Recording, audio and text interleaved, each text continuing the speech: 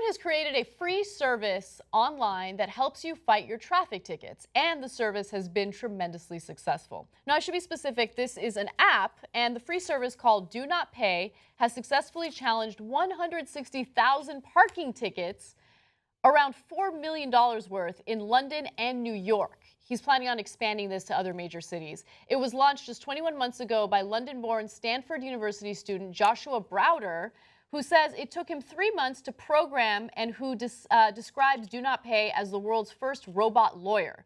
The service helps users by first asking them a few questions about their parking ticket to figure out if an appeal is possible. The chatbot then helps the user navigate the appeals process. So there are a number of ways that you can fight a parking ticket, right? And by the way, if you live in major cities, I live in Los Angeles, sometimes there are things that stand in your way of really understanding what the parking restrictions are, and then boom, you get that parking ticket, which, by the way, is a gigantic regressive tax. A lot of cities have lost tax revenue by not taxing the wealthy their fair share, and then they have to make up that lost revenue, and then they target us with parking tickets and moving violations and citations and things like that. So, in fact, he talked about this. That's why part of the reason why I love this kid, Joshua Browder. He says parking tickets are a sort of tax on the vulnerable. It's so wrong that the government is taxing the group they should be protecting.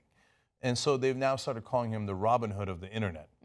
And I'm curious to see what the government reactions are going to be, because this guy just took $4 million out of their pockets. They don't like that. So New York and London are not going to be happy about that. But he's right. It is a regressive tax. It would have been $4 million, largely from the people that are most powerless and can least afford it.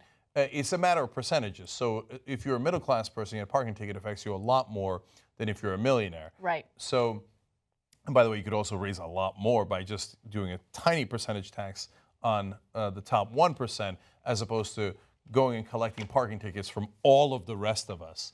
But nonetheless, the people in charge are not going to like losing revenue. And he's not charging anything for this. No, it's a free service, and he plans on keeping it free. And as I mentioned, he wants to expand it to other major cities. And by the way, he's not doing anything that helps people break the law or get away with parking illegally.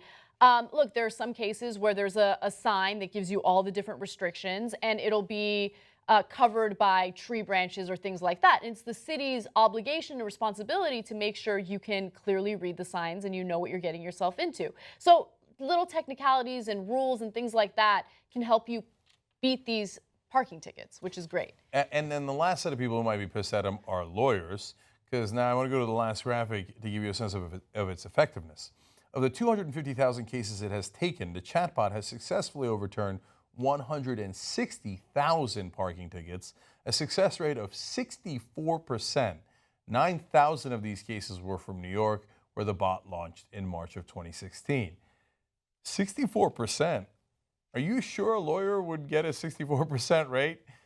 And lawyers cost a decent amount of money. Oh, he don't like that. You don't like that. So some of the lawyers might not be too pleased with this Robin Hood of the internet fella. But he's going on to do more things, trying to figure out if you have HIV, how to get that notice to all the people that might be affected. Because if you don't, they can actually prosecute you. So he's working on a number of great ways to help people that need help the most. So much love to Joshua Browder. Love this guy.